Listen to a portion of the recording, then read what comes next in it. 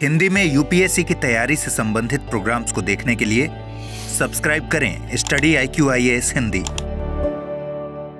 Last class में मेरे ख्याल से आप लोग होंगे जब हम लोग पढ़ रहे थे रिप्रेजेंटेशन ऑफ पीपल्स एक्ट में, और बहुत सारे प्रोविजंस हमने पढ़ लिए थे। आज रिप्रेजेंटेशन ऑफ पीपल्स एक्ट को खत्म करेंगे।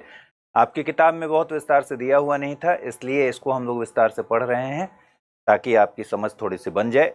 तो इस क्लास से ही नोट्स बना लीजिएगा क्योंकि, और फिर उस किताब को पढ़ लीजिएगा। चलिए, RPA जन प्रतिनिधित्व अधिनियम 1951 यही चल रहा है। कोई भी व्यक्ति जिसका नाम किसी निर्वाचन क्षेत्र की निर्वाचक नामावली में यानी वोटर लिस्ट में नहीं है, उस निर्वाचन क्षेत्र में मत देने का हकदार नहीं होगा।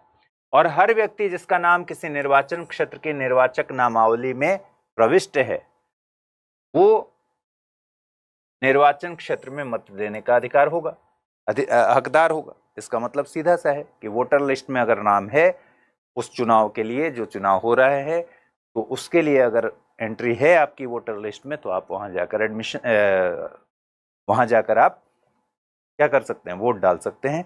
ये आपका अधिकार है। और ये अधिकार कहाँ है? जन प्रतिनिधित्व अधिनियम में दिया गया है।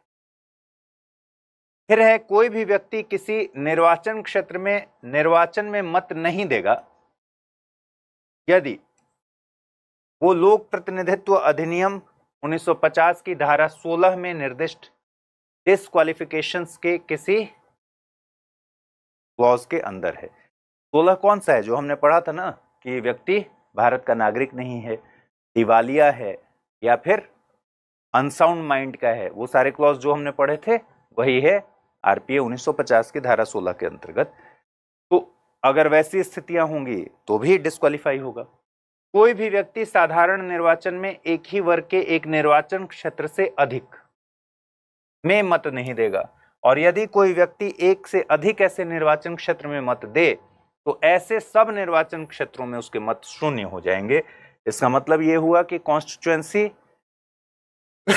मान लीजिए किसी ने एक कॉन्स्टिट्यूएंसी में उसका वोटर लिस्ट में नाम है, ठीक है, वोटर लिस्ट में मान लीजिए आपका नाम है, मोगेम्बो का नाम है, A निर्वाचन क्षेत्र में, और B में भी है। ऐसे लोग होते हैं ना जो दो दो जगह वोटर लिस्ट में अपना नाम रख के छोड़े रहते हैं, ठीक है। तो मोगेम्बो का नाम A में भी है और B में भी है। आइडियली उसका नाम कहाँ होना चाहिए? किसी एक में होना चाहिए, लेकिन मान लीजिए दोनों में है और वो दोनों जगह जाकर अपना वोट दे देता है, तो एक से अधिक निर्वाचन क्षेत्र में वो वोट नहीं देगा। और अगर वो जाकर वोट दे देता है दोनों ही निर्वाचन क्षेत्र में, तो एक संभावना तो ये हो सकती थी ना कि भाई दोनों में दे देता है तो किसी एक का शून्य कर दीजिए और दूसरे का रहने दीजिए। लेकिन ध्यान क्या रखना है, RPA कहता है कि एक से अधिक निर्वाचन क्षेत्रों में अगर कोई मत देगा तो फिर उसके सारे मत शून्य हो जाएंगे। ना इसका वैल्यू है ना इसका वैल्यू है, सब कुछ खत्म हो जाएगा, सारे वोट्स उसके शून्य हो जाएंगे, ठीक है। फिर कह रहा है, कोई भी व्यक्ति किसी निर्वाचन में एक ही निर्वाचन क्षेत्र में एक से अधिक बार मत नहीं देगा, इस बात के होते हुए भी कि उसका नाम उस निर्वाचन क्षेत्र की निर्वाचक नामावली में एक से अधिक बार रजिस्ट्रीकृत है। और यदि वह ऐसे मत दे देता है तो उस निर्वाचन क्षेत्र में उसके सारे मत शून्य हो जाएंगे। इसका मतलब क्या हुआ? इसका मतलब हुआ कि भाई यहां हम बात कर रहे हैं दो अलग अलग निर्वाचन क्षेत्र की, ठीक।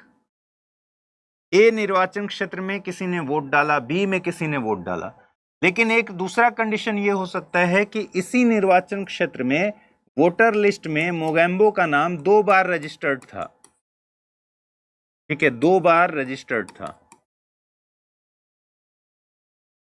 करोड़ों लोगों के नाम में ऐसी गलती तो हो ही जाती है, तो वो जाकर 2 बार वोट कास्ट नहीं कर सकता। अगर उसने 2 बार वोट कास्ट कर दिया, 2 बार मतदान दे दिया, तो इसके दोनों मत शून्य हो जाएंगे। 2 बार मतलब 1 से अधिक बार दे दिया अगर, तो जितने बार भी दे दे वोट, क्या होगा? शून्य हो जाएगा। तो अलग अलग निर्वाचन क्षेत्र में भी 1 से अधिक बार वोटिंग कास्ट नहीं हो सकता, और एक ही निर्वाचन क्षेत्र में इस बात के होते हुए भी कि उसका वोटर लिस्ट में 2 बार नाम है, वो वोट कास्ट नहीं कर सकता। अगर कर दिया तो फिर क्या होगा? शून्य हो जाएगा। ठीक है। कोई भी व्यक्ति किसी निर्वाचन में मत नहीं देगा यदि वह कारावास या निर्वासन के दंडादेश के अधीन या अन्यथा कारावास में डिटेन्ड है या पुलिस की लीगल कस्टडी में है। परंतु इस उपधारा की कोई बात किसी तत्समय प्रवृत्त विधि के अधीन निवारक निरोध के अध्ययन व्यक्ति को लागू नहीं होगी। इसका मतलब क्या हुआ? इसका मतलब यह हुआ कि किसी भी तरह से वो अगर जेल में है, कारावास में है, वो अंडर ट्रायल है, ठीक है, या उसका ट्रायल कंप्लीट हो चुका है, अगर वो जेल में है तो जेल से वोट कास्ट नहीं होगा, मतलब वो मत नहीं दे सकता जेल में है तो। बस एक ही शर्त है कि अगर वो प्रिवेंटिव डिटेंशन में है, निवारक निरोध के तहत है, तो फिर इसका वोट कास्ट होगा। ठीक है, वो भी पोस्ट के जरिए, पोस्ट बैलेट के जरिए।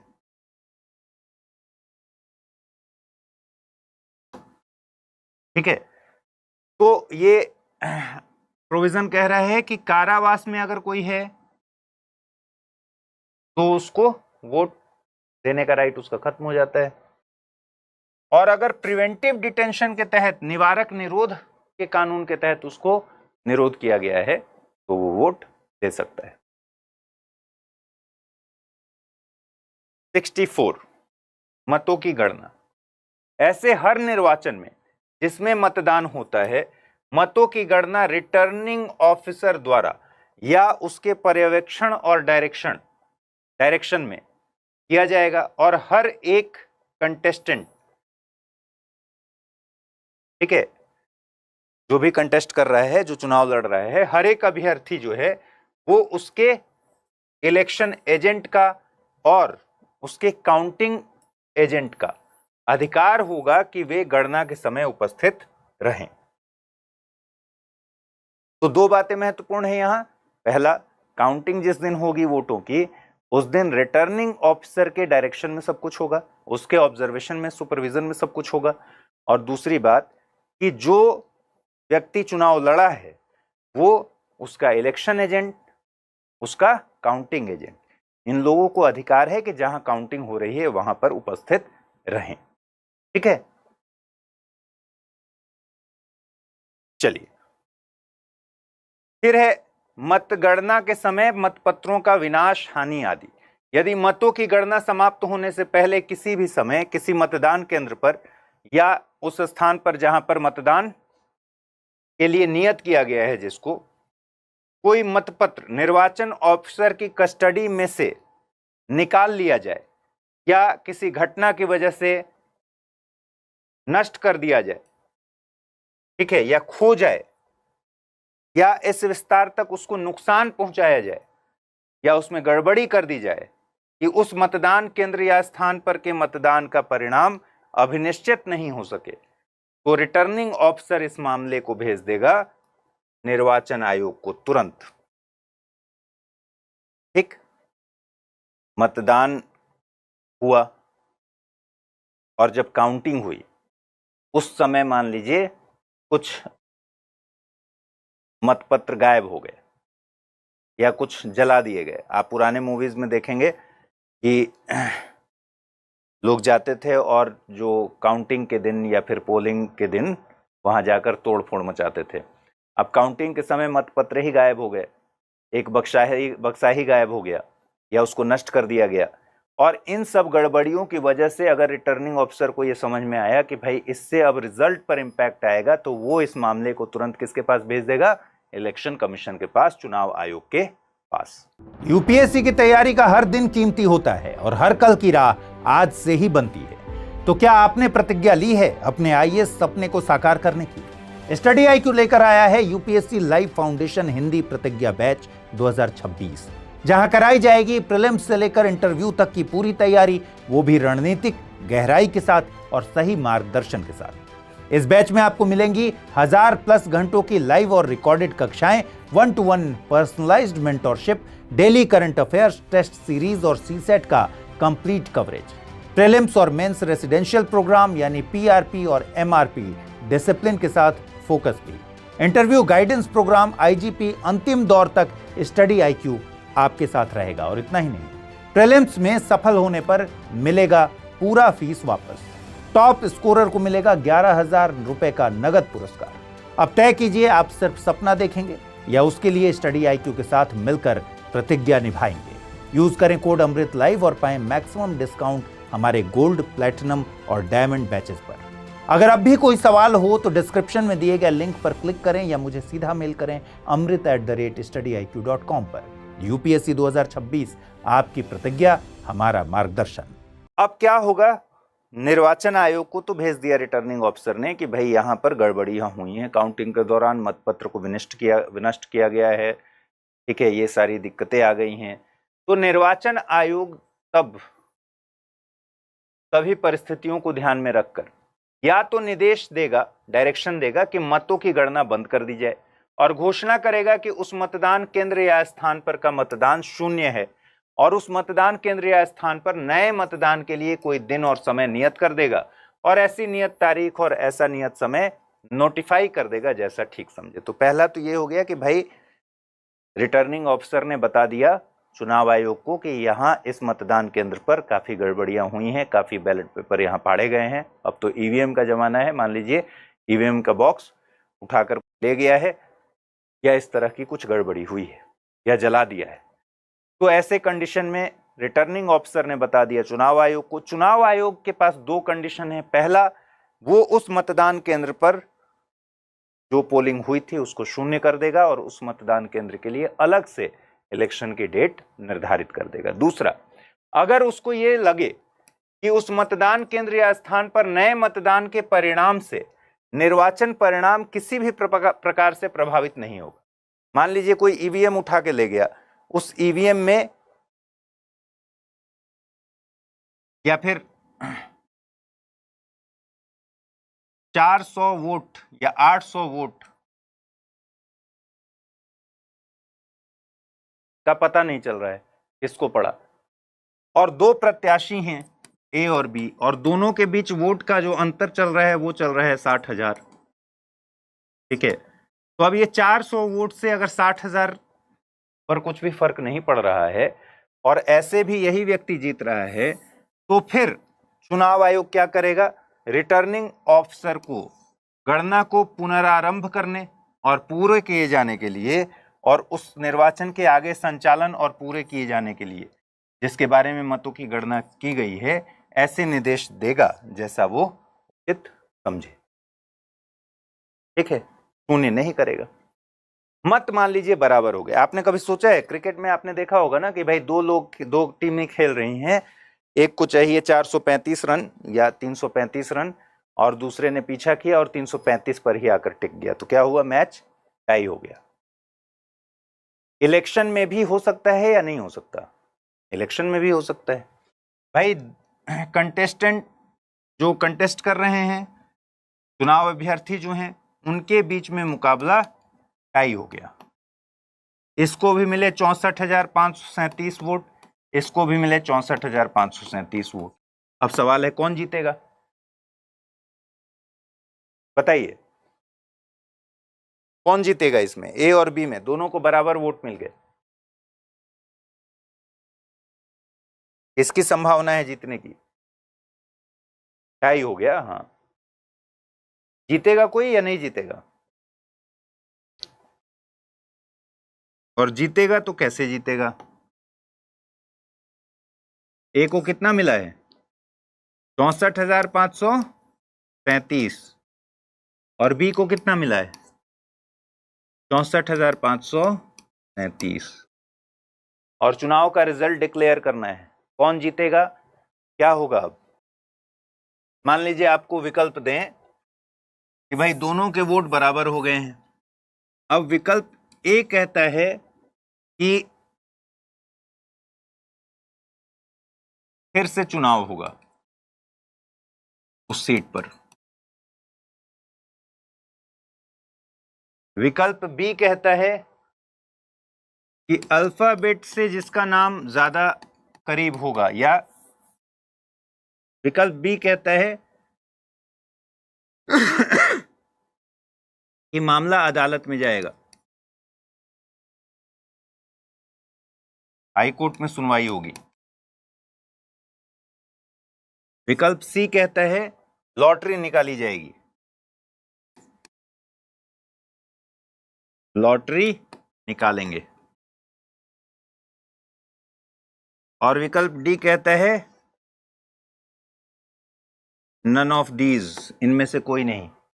अब बताइए कौन सा सही है? चलिए जल्दी से बताइए। अगर मान लीजिए ये सवाल कभी आपसे पूछ लिया जाए तो क्या होगा?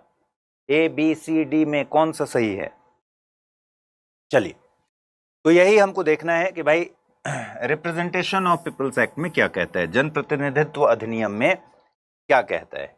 मत बराबर हो जाने के कंडीशन में क्या होगा? यदि मतों की गणना के समाप्त होने के बाद पता चलता है कि किन्हीं अभ्यर्थियों के बीच मत बराबर हैं और मतों में से एक मत जोड़ देने से उन अभ्यर्थियों में से कोई निर्वाचित घोषित किए जाने के लिए हकदार हो जाएगा, तो रिटर्निंग ऑफिसर उन अभ्यर्थियों के बीच लॉट के द्वारा तत्क्षण विनिश्चय करेगा और ऐसे अग्रसर होगा मानो उस अभ्यर्थी के हक में लॉट निकली है और इसके अतिरिक्त मत प्राप्त हो गया है और वो जीत जाएगा। मतलब क्या हुआ?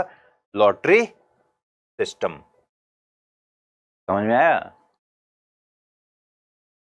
लॉटरी निकाली जाएगी, लॉट सिस्टम से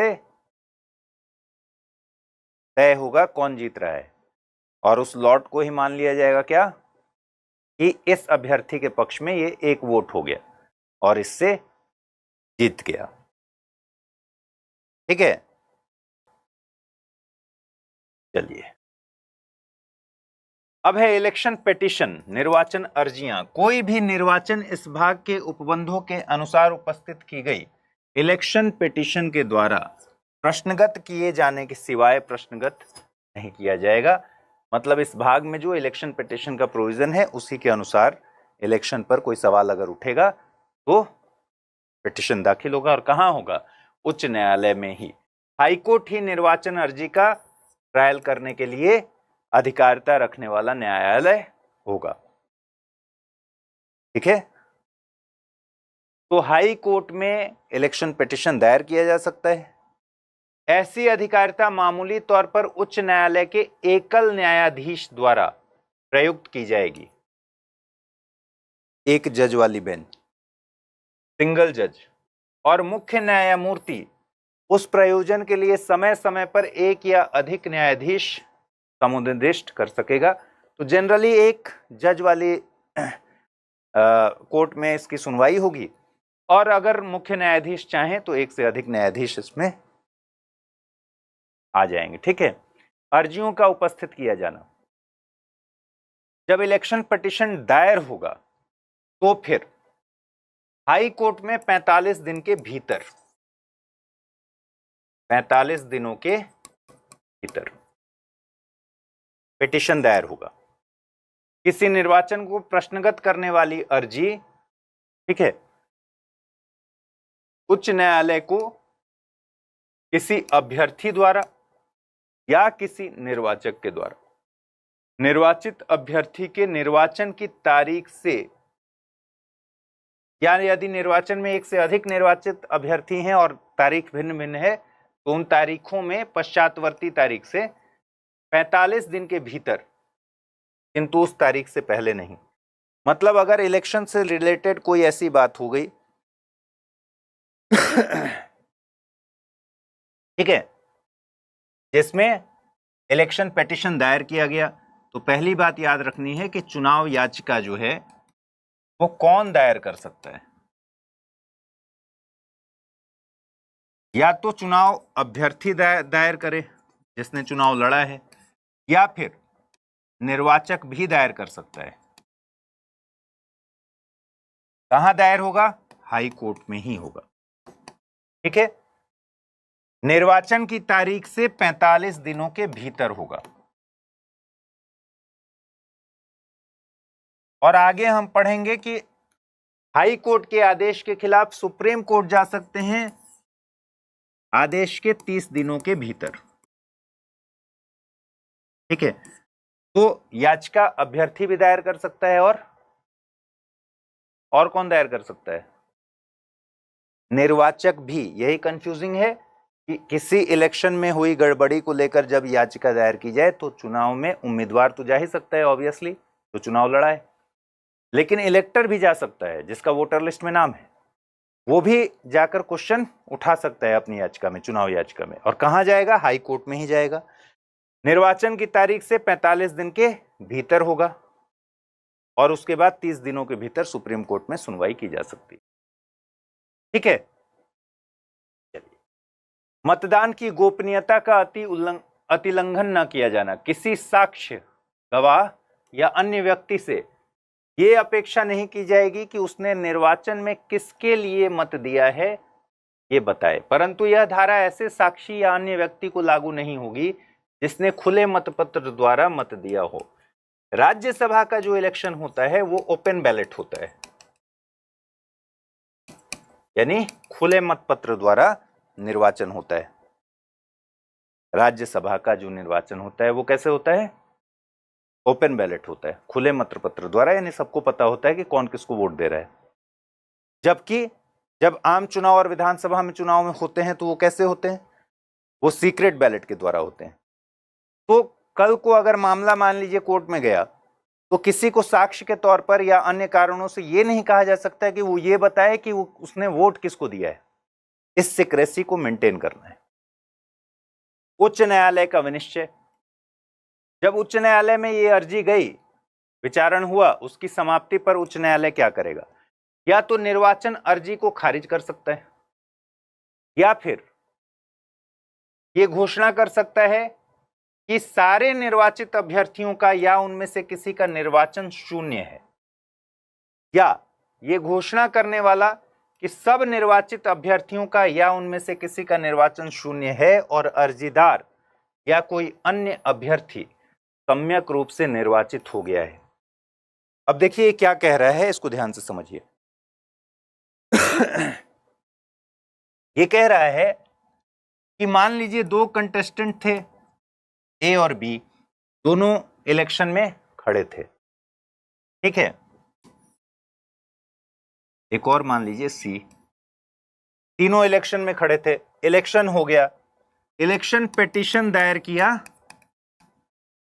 इलेक्शन हो गया, बी जीत गया, विनर हो गया। ठीक है, अब 45 निर्वाचन की तारीख से, बी के निर्वाचन की तारीख से 45 दिन के भीतर हाई कोर्ट में गया मामला। ए ने हाई कोर्ट में 45 दिन के भीतर अर्जी लगाई, चुनाव याचिका दायर की और वहां कहा कि दरअसल जीतना मुझे चाहिए था, इसमें दिक्कत हुई है, ये गड़बड़ियां हुई हैं। हाई कोर्ट ने सुनवाई किया। हाई कोर्ट ने जब सुनवाई किया तो हाई कोर्ट ने पाया कि असल में तो ए को ही जीतना चाहिए था, बी को जो जीतने दिया गया उसमें गड़बड़ियां थी और ए की अर्जी में दम है, ए ही जीत रहा है। हाई कोर्ट के पास इस मामले में 3 विकल्प थे। पहला, वो इस ए के पिटीशन को खारिज कर दे, ना सुनवाई करे। दूसरा, ए या फिर इन सबके निर्वाचन को शून्य कर दे। यहां तक तो बात समझ में आती है, इसको शून्य कर दे, फिर से चुनाव होगा। हाई कोर्ट ने कह दिया कि भाई यहां सारे मतदान जो हुए थे वो इनवैलिड है, निर्वाचन शून्य घोषित हो गया, फिर से बाई इलेक्शन करा लीजिए और आपको नया जो अभ्यर्थी है उसको चुन लीजिए। लेकिन एक तीसरा विकल्प जो है वो कंफ्यूजिंग है। वो ये है कि ये तो सिटिंग एमएलए है ना अब, या एमपी है। इस सिटिंग एमएलए या फिर एमपी जो भी है, अगर आम चुनाव हुए हैं लोकसभा के तो एमपी है और अगर किसी विधानसभा में हुए तो एमएलए। हाई कोर्ट कह सकता है कि सारे निर्वाचन शून्य हुए और ए जिसने अर्जी दाखिल की है ये जीतेगा। इसका मतलब सिटिंग एमएलए या एमपी को हटा दिया जाएगा और अब ए उसकी जगह सिटिंग एमएलए या फिर एमपी हो जाएगा। ये हाई कोर्ट कर सकता है। ठीक है, बात स्पष्ट है। अब उच्चतम न्यायालय में अपील, इसमें आपको यही जानना है कि आदेश, हाई कोर्ट के आदेश की तारीख से 30 दिन के भीतर सुप्रीम कोर्ट में अपील की जा सकती है।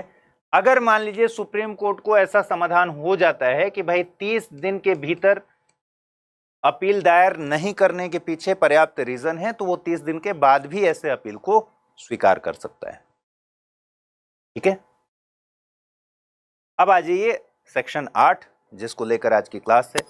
सेक्शन 8 कह रहा है कतिपय अपराधों के लिए दोष सिद्धि पर डिस्क्वालिफिकेशन। और आपने इसके एक क्लॉज को हमेशा सुना होगा कि किसी पर अगर 2 साल के लिए किसी को जेल हो जाए, सजा हो गई, तो फिर वो इलेक्शन नहीं लड़ पाएगा। ये तो आपने जरूर सुना होगा।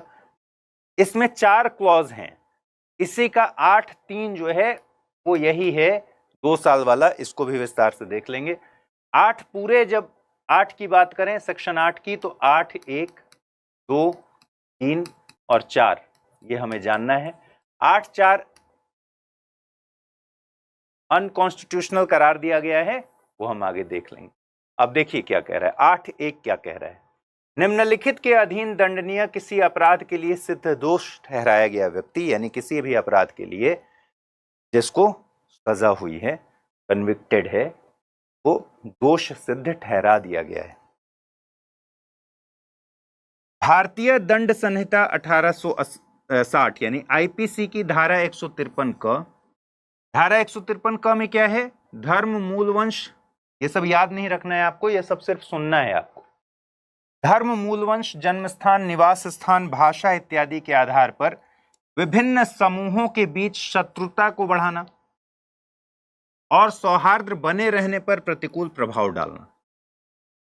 यानी विभिन्न समूहों के बीच एनिमिटी को बढ़ाना, शत्रुता को बढ़ाना और सौहार्द की परिस्थिति को डिस्टर्ब करना, यह है। उसके बाद कह रहा है धारा 171(ई) रिश्वत का अपराध, रिश्वतखोरी। फिर धारा 171(F) निर्वाचन में अनड्यू असर डालना, अनुचित असर डालना। और प्रतिरूपण का अपराध मतलब किसी के बदले में जाकर वोट डालना। ठीक है। धारा 376 रेप से रिलेटेड क्लॉज। धारा 498 क किसी पुरुष या उसके परिवार द्वारा पत्नी के प्रति क्रूरता। 505 2 और 3 विभिन्न वर्गों में शत्रुता, घृणा, वैमनस्य पैदा करना या उसको बढ़ावा देने वाले कथन, या किसी पूजा स्थान में या किसी धार्मिक जमाओं में, धार्मिक पूजा या धार्मिक कर्म करने में लगे हुए जमाओं में ऐसा भड़काऊ कथन करने संबंधित अपराध। ठीक है। इन सारे अपराधों में अगर ये 8 क्या है, ये जो हम देख रहे हैं ये है 8 का 1।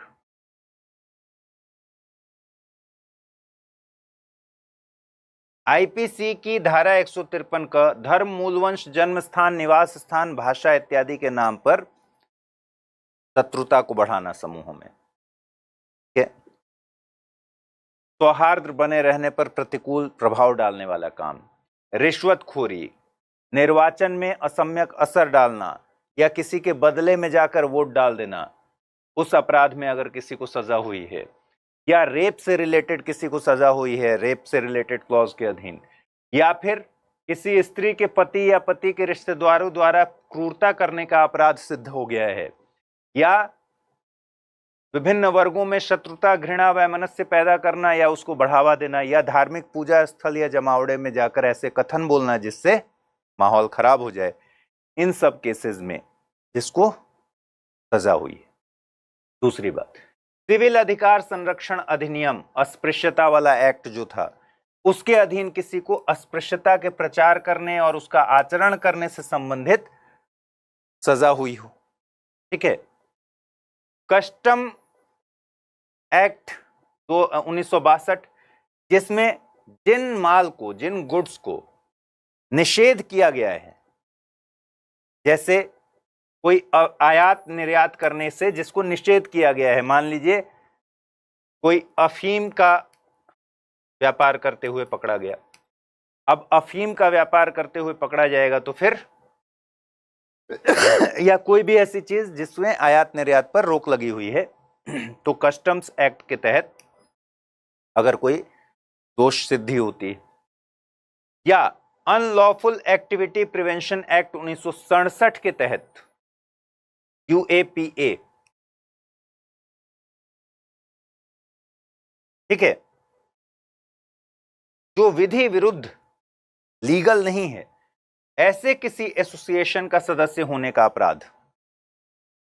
UAPA के तहत क्या होता है, कुछ एसोसिएशंस को बता दिया जाता है कि भाई ये गैर कानूनी है, इलीगल है, और उन इलीगल तरह के एसोसिएशन का अगर कोई सदस्य है तो वो भी अपराध हो जाएगा। आतंकवादी संगठन घोषित किया जाता है इसके तहत। किसी विधि विरुद्ध संगम की फंड्स को डील करने में अगर कोई पकड़ा जाता है, या किसी नोटिफाइड स्थान के संबंध में किए गए आदेश के उल्लंघन से संबंधित अपराध हो, यानी UAPA के अंतर्गत सेक्शन 10 से 12 तक के बीच में जो क्लॉजेज हैं उसके अधीन कोई अपराधी हो। फिर फेमा, विदेशी मुद्रा विनियमन अधिनियम, ये रेगुलेशन है लेकिन अब मेंटेनेंस हो गया है, तो फेमा के अंतर्गत अगर किसी को सजा होती है। या फिर नारकोटिक्स, ड्रग और साइकोट्रोपिक सब्सटेंस एक्ट 1985, नारकोटिक्स वाले एक्ट के अधीन किसी को सजा होती है। आतंकवादी और विध्वंसकारी क्रियाकलाप निवारण अधिनियम, इसके अंतर्गत धार्मिक संस्था दुरुपयोग निवारण अधिनियम, ये सब याद नहीं रहेगा, ये सब सिर्फ आपको पढ़ना है, ऐसे समझना है।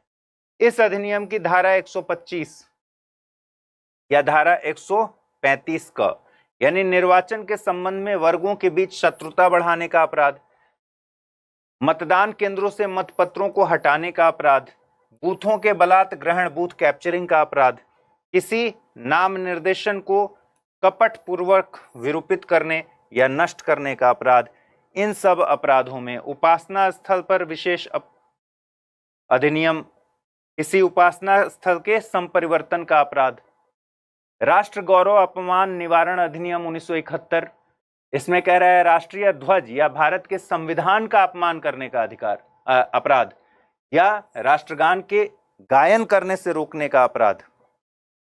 सती निवारण अधिनियम के तहत अगर किसी को सजा हो गई, भ्रष्टाचार निवारण अधिनियम के तहत किसी को सजा हो गई, आतंकवाद निवारण अधिनियम 2002 जो कि अब निरसित हो गया है, रिपील हो चुका है ये, तो इसको छोड़ दीजिए।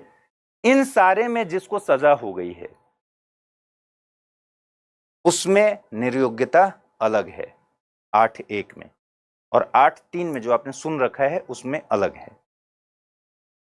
तो इसलिए ये सब आपको याद नहीं रखना है, लेकिन स्टेटमेंट में अगर आपसे कभी पूछ दे तो आपको ध्यान रखना है कि 8(1) से और 8(2) से अलग अपराध में जब सजा होती है 2 साल के या उससे ज्यादा, तब जाकर 8(3) इंप्लीमेंट होता है और चुनाव के लड़ने पर रोक लग जाता है। कितना रोक लगता है वो देख लेते हैं। तो इसलिए ये सब कुछ याद नहीं रखना है, बस आपको दिमाग में रखना है कि 8 के 4 क्लॉज हैं। ठीक है, 8(1) कहता है, 8 का 1, कि इन सारे अपराधों में अगर सजा हुई है तो या तो अगर केवल जुर्माने से दंड दिया गया है, तो जिस दिन दोष सिद्ध हुआ उस तारीख से 6 साल की काल अवधि के लिए वो व्यक्ति चुनाव लड़ने से डिस्क्वालीफाई हो जाएगा। ठीक है, और अगर कारावास से दंड दिया गया है, सिर्फ जुर्माना भी अगर लगा दिया गया है, इन सारे केसेस में 153 क हो, रिश्वतखोरी हो, रेप से जुड़ा हुआ अपराध हो, निर्वाचन में असम्यक खलल डालना हो, ठीक है, या फिर प्रतिरूपण का अपराध हो,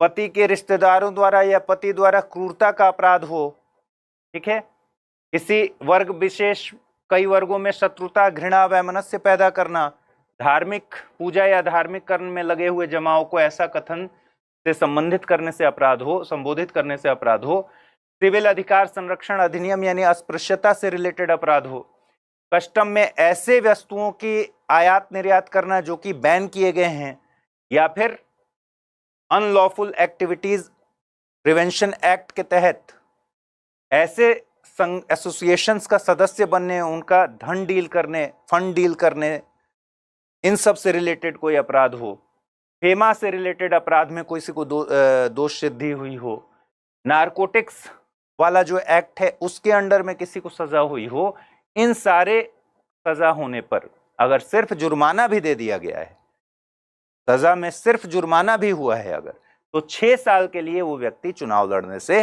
बैन हो जाएगा। और अगर कारावास भी हुआ है, जेल भी हुई है, तो जिस दिन से वो छोड़ा जाएगा उसके बाद 6 साल के अतिरिक्त कालावधि के लिए डिस्क्वालीफाई होगा। मतलब ये हुआ कि जितने दिन, मान लीजिए 1 साल का जेल हो गया, इसमें 2 साल वाला क्लॉज नहीं है, ध्यान रखिए। 8(1) में अगर 1 साल की भी लेट से सजा हो गई तो 1 साल तो ये चुनाव नहीं ही लड़ पाएगा। जिस दिन छोड़ा जाएगा उसके बाद 6 साल और, ठीक है। यही मैं आपको बता रहा हूं, ये 2 साल वाला क्लॉज नहीं है, वो 8(3) में आएगा। इसी को आपको जानना है, ये सब याद नहीं रखना है किसमें किसमें होगा। 8(1) का क्रक्स जानिए कि 8(1) में कोई टाइम लिमिट नहीं दिया गया है कि कितने साल की सजा होगी तब 6 साल तक नहीं लड़ पाएंगे। 8(1) में कहीं ये नहीं बताया गया है कि कितने साल की सजा होगी तब 6 साल के लिए एलिजिबल नहीं होगा। यही तो मैं बताने की कोशिश कर रहा हूं आप। इसका मतलब कि आपने अभी तक जो बाहर में है ना कि भाई 2 साल की सजा हो गई तो फिर डिस्क्वालीफाई हो जाएगा, ये अधूरी जानकारी है। इस अधूरी जानकारी को दुरुस्त करने के लिए ही हम इतना पढ़ रहे हैं, ठीक है। पूरी जानकारी ये है कि 8(1) में इन सारी चीजों के लिए अगर किसी को सिर्फ जुर्माना भी हो जाता है तो वो जुर्माने जिस दिन उसको दोष सिद्धि कन्विक्शन हुआ उसका, उस तारीख से 6 साल के लिए वो चुनाव लड़ने के लिए एलिजिबल नहीं रहा। और अगर जेल भी हो गया तो जिस दिन जेल से वो रिहा होगा, जब तक जेल में है तब तक तो चुनाव नहीं ही लड़ सकता। जिस दिन जेल से रिहा हुआ उसके बाद 6 साल तक चुनाव नहीं लड़ सकता। लेकिन इसमें कहीं नहीं बताया गया है कि कितने दिन की जेल होने पर ऐसा होगा, कितना जुर्माना होने पर ऐसा होगा, ये नहीं बताया गया है। जुर्माना अगर हो गया तो वो 6 साल तक क्या होगा, एलिजिबल नहीं रहा, डिस्क्वालीफाई हो गया। और अगर जेल हुआ तो जितने समय का जेल हुआ है उसमें तो नहीं ही लड़ेगा, और उसके बाद 6 साल तक अतिरिक्त। अभी समझ आ जाएगा, जब हम 8 के चारों पढ़ लेंगे तब समझ आएगा। 8 का 2 क्या कहता है? कोई व्यक्ति जो जमाखोरी या मुनाफाखोरी का निवारण करने का उपबंध करने वाली किसी कानून के तहत खाद्य या औषधि के अपमिश्रण एडल्ट्रेशन से संबंधित किसी कानून के तहत दहेज प्रतिषेध अधिनियम 1961 के किन्हीं उपबंधों के उल्लंघन के लिए अगर कन्विक्टेड होता है तो और 6 मास से अन्यून के कारावास से, यानी कम से कम 6 महीने, कम से कम 6 महीने के जेल से दंडादिष्ट किया जाता है, कन्विक्ट किया जाता है, वो ऐसी कन्विक्शन की तारीख से डिस्क्वालीफाई होगा और अपने छोड़े जाने से 6 साल की अतिरिक्त कालावधि के लिए डिस्क्वालीफाई बना रहेगा। अब हम क्या पढ़ रहे हैं? 8 का 2। हमें एक एक चीज इसमें याद नहीं करना है कि किसमें कौन सी सजा बताई गई है, हमें सिर्फ ये याद करना है कि किसमें क्या समय बताया गया है कि कितने महीने की जेल होने पर क्या होगा, कितने महीने की सजा होने पर क्या होगा, बस इतना याद करना है। एक एक चीज नहीं याद करनी है, ठीक है। हम इसके लिए नहीं पढ़ रहे हैं कि हम सारा एक्ट याद करें। तो जमाखोरी, मुनाफाखोरी, खाद्य या औषधि के अपमिश्रण यानी मिलावट, दहेज प्रतिषेध अधिनियम, ये 3 बातें 8(2) में बताई गई हैं। अगर इसके अधीन किसी को कम से कम 6 माह की सजा हो गई, मिनिमम 6 माह, मैक्सिमम तो जितना होना है हो जाए, कम से कम 6 माह भी सजा हो गई तो जितने दिन वो जेल में रहेगा अपनी रिहाई तक तो नहीं ही लड़ पाएगा, और प्लस 6 इयर्स और। बात समझ में आ गई?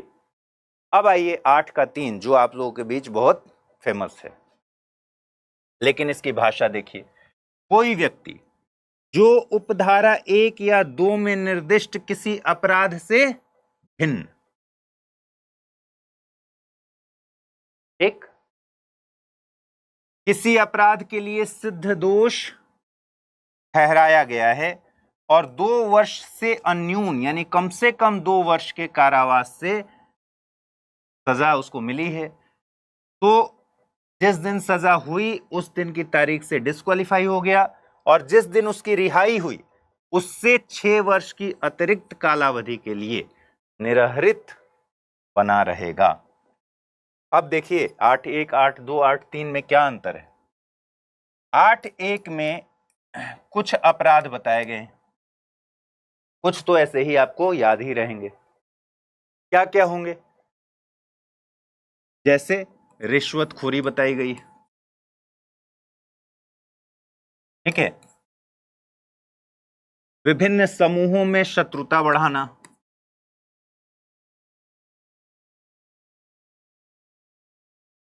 अस्पृश्यता बताया गया है,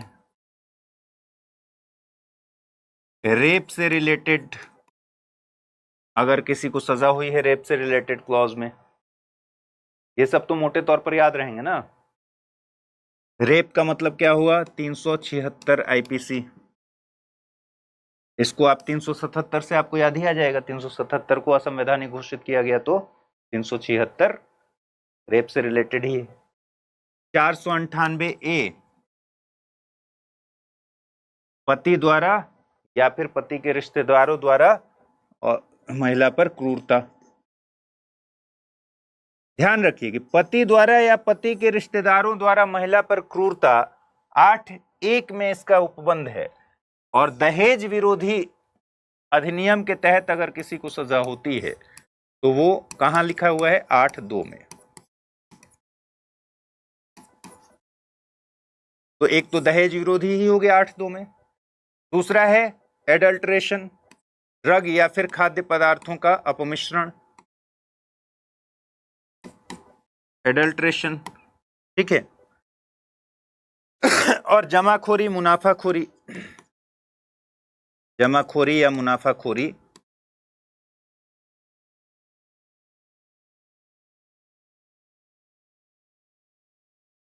ठीक है, हो गया।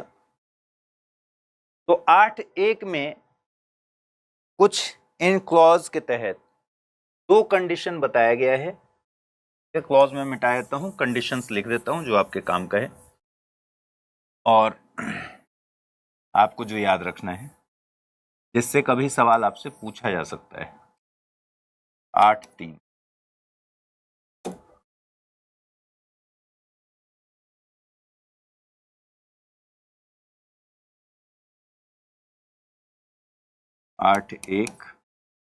8(2), 8(3).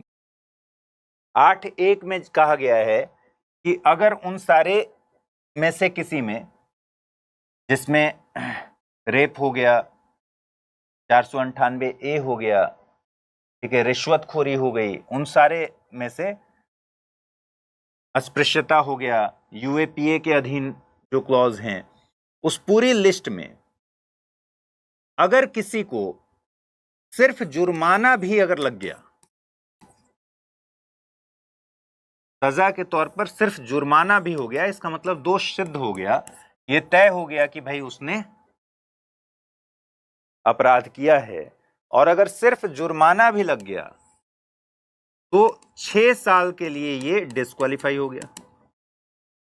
या फिर आप आपको किसी भी टर्म के लिए जेल हो गया, कारावास, बताया नहीं गया है कि कितने दिन की जेल हुई है, कारावास हो गया, दंडाधिष्ट हो गया, तो जितने दिन ये जेल में रहेगा उतने दिन तो नहीं ही लड़ेगा, और रिहाई के बाद भी 6 साल अतिरिक्त डिस्क्वालीफाई हो गया। 8(2) में कह रहा है कि जमाखोरी, मुनाफाखोरी, दहेज विरोधी और एडल्ट्रेशन, इन सारे मामलों में अगर किसी को सजा हुई और कम से कम 6 महीने की सजा हुई, अगर 6 महीने से कम सजा हुई तब कोई बात नहीं है, लेकिन कम से कम 6 महीने की अगर सजा हो गई तो फिर जितने समय तक वो जेल में रहेगा प्लस 6 साल और रिहाई के बाद, मतलब रिहाई जब तक नहीं हुई तब तक तो डिस्क्वालिफाइड है ही, प्लस 6 साल और। लेकिन 8(3) कह रहा है कि भाई 8(1) और 8(2) में दिए गए उपबंधों के अलावा, ठीक है, 8(1) और 8(2) में जो जो कानून का उल्लंघन पर सजा की बात की है, उनके अलावा अगर किसी मामले में किसी को कम से कम 2 साल की सजा हो, तो जितने दिन की सजा, कम से कम 2 साल की सजा हो, तो जितने दिन की सजा है उतने दिन तो वो चुनाव लड़ने के लिए निर्योग्य है ही, प्लस 6 साल और अतिरिक्त 6 साल। अब आपको समझ में आया 8(1), 8(2), 8(3) में क्या अंतर है? 8(1), 8(2), 8(3) में क्या अंतर है? 8(1) में कह रहा है कोई टाइम क्लॉज नहीं है कि कितने दिन की सजा होने पर वो आदमी 6 साल तक चुनाव नहीं लड़ेगा। 8(1) में जो जो कानून का उल्लंघन करने पर अगर सजा होती है उसमें कोई टाइम क्लॉज नहीं है, 2 कंडीशन है। अगर सिर्फ जुर्माना भी लग गया, लेट से उसको जेल टर्म नहीं भी हुआ है, सिर्फ जुर्माना भी लग गया, तो 6 साल के लिए उसका चुनाव लड़ने का प्लान कैंसिल हो जाएगा, निर्योग्य हो जाएगा। दूसरा, अगर जेल हो गई तो जितने दिन के लिए जेल हुई है उतने दिन तो नहीं ही लड़ेगा, प्लस 6 साल और। लेकिन कोई टाइम क्लॉज नहीं है कि कम से कम कितने महीने की जेल हो, ये सब नहीं है 8(1) में। और 8(1) में अपराधों की एक लंबी लिस्ट है, ठीक है। 8(2) में 3 बातें कही गई हैं, जमाखोरी, मुनाफाखोरी, एडल्ट्रेशन यानी खाद्य पदार्थों और ड्रग का मिलावट करना, ठीक है, और दहेज, डाउरी। इसमें अगर किसी को कम से कम 6 महीने की सजा हुई, तो 8(2) में दिया गया है कम से कम 6 महीने की सजा, तो फिर वो अपनी रिहाई तक तो चुनाव नहीं ही लड़ेगा, प्लस 6 साल तक और नहीं लड़ेगा। इसमें जो कानून दिए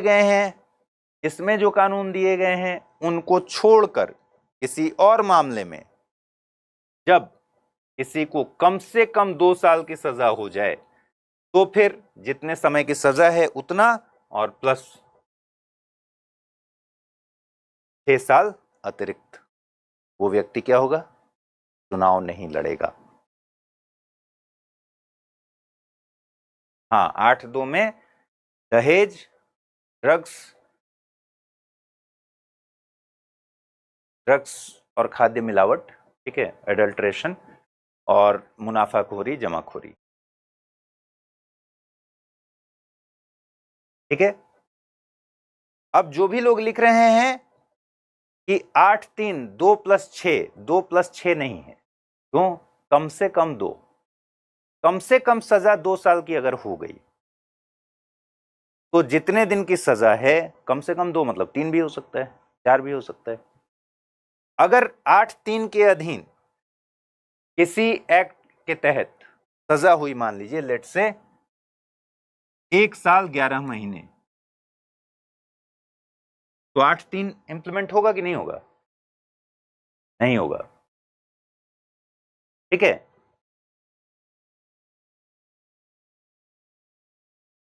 क्योंकि इसमें कम से कम 2 साल की सजा होने पर ही ये डिस्क्वालिफिकेशन लागू होगा।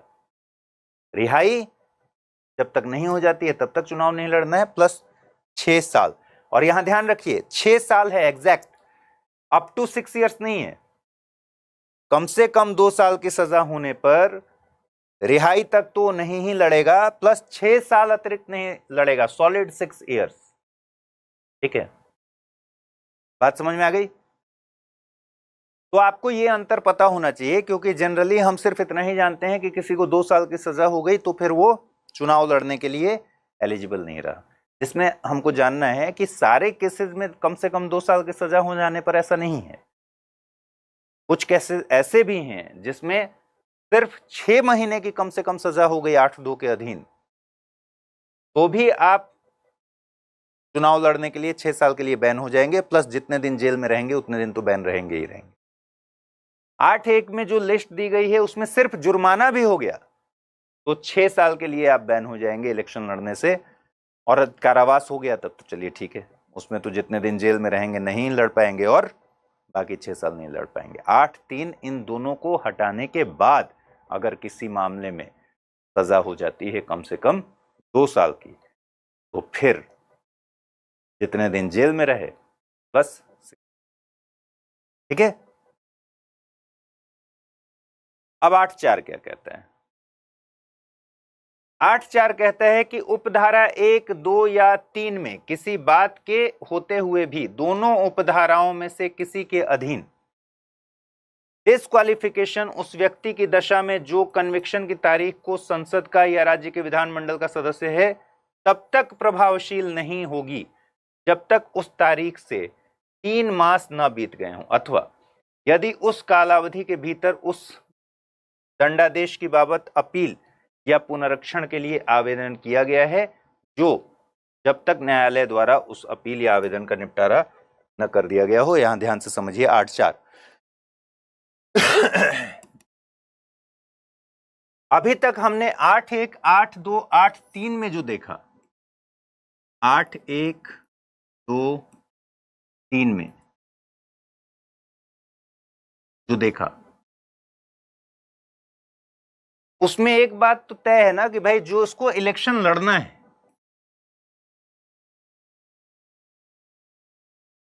इलेक्शन जिसको लड़ना है वो डिस्क्वालीफाई हो जाएगा, इलेक्शन नहीं लड़ पाएगा। लेकिन जो सिटिंग एमएलए और एमपी है उसका क्या है? जो ऑलरेडी एमएलए है, एमपी है,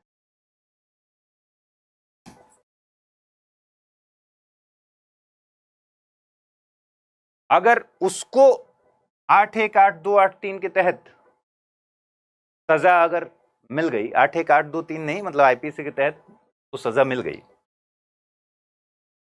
तो उसके लिए क्या प्रोविजन है? तो 8(4) 3 महीने के लिए सिटिंग एमपी और एमएलए को बचाता है। कैसे बचाता है? यह कहता है कि अगर कोई ऑलरेडी सांसद है या विधायक है, ठीक है, सांसद या विधानमंडल का सदस्य है, तो 3 महीने तक, देखिए क्या कह रहा है, 1, 2, 3 में किसी बात के होते हुए भी दोनों उपधाराओं में से किसी के अधीन डिस्क्वालिफिकेशन उस व्यक्ति की दशा में जो उस डेट को संसद का या राज्य के विधानमंडल का सदस्य है तब तक प्रभावशील नहीं होगा जब तक कि 3 महीने न बीत गए हों, या यदि उस कालावधि के भीतर उस दोष सिद्धि या दंडादेश की बाबत अपील या पुनरीक्षण के लिए आवेदन किया गया है तो जब तक न्यायालय द्वारा उस आवेदन या अपील का निपटारा न हो गया हो। अब कहानी कहां बच रही है?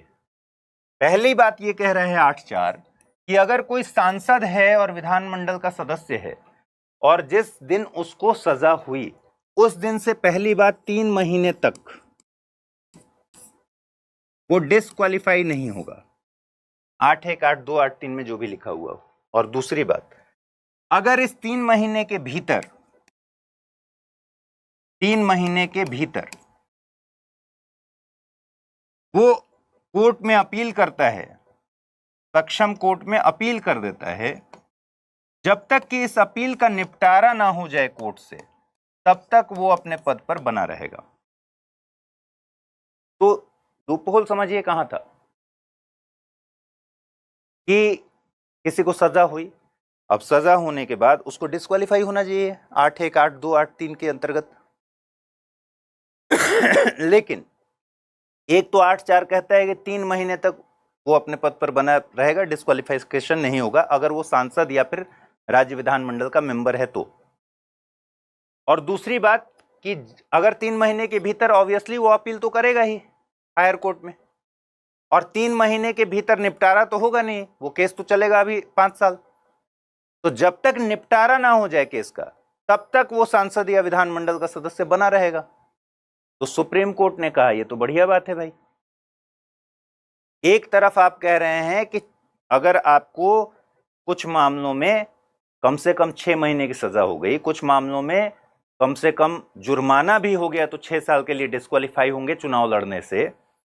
और दूसरी तरफ जो सांसद है और राज्य विधानमंडल का सदस्य है, उसके लिए ये कर दिया गया कि अगर इनको सजा होती है तो 3 महीने तक इनको ऐसे नहीं हटाया जा सकता, डिस्क्वालीफाई किया जा सकता, और 3 महीने के भीतर जो अपील करेंगे ये, जब तक वो न निपट जाए तब तक ये बने रहेंगे। तो एक विशियस साइकिल शुरू हो गया कि जो ऑलरेडी सिटिंग है, मिनिस्टर है, सांसद है, वो उसको सजा हो गई, लेकिन उसने हायर कोर्ट में अपील डाल दिया। तो लिली थॉमस केस 2013 में सुप्रीम कोर्ट ने कहा, lily Thomas case supreme court ने कहा कि 8(4) असंवैधानिक है।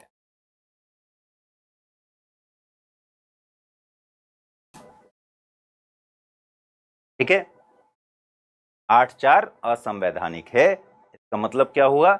ये जो छूट मिली हुई थी सांसद और विधानमंडल के सदस्यों को कि सजा हो भी जाए तब भी ये निर्योग्य तब तक नहीं होंगे, 3 महीने तक तो ऐसे नहीं होंगे, और जब तक कोर्ट इनके केस का अपील न सुन ले, निपटारा न कर दे, तब तक नहीं होंगे।